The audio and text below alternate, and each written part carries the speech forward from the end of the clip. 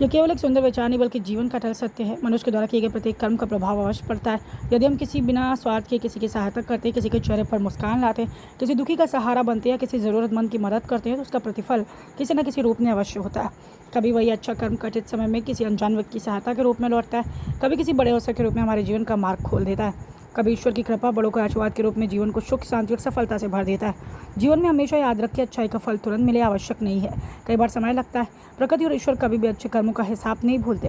इसलिए किसी की मदद करते समय ये मत सोचिए कि बदले में क्या मिलेगा।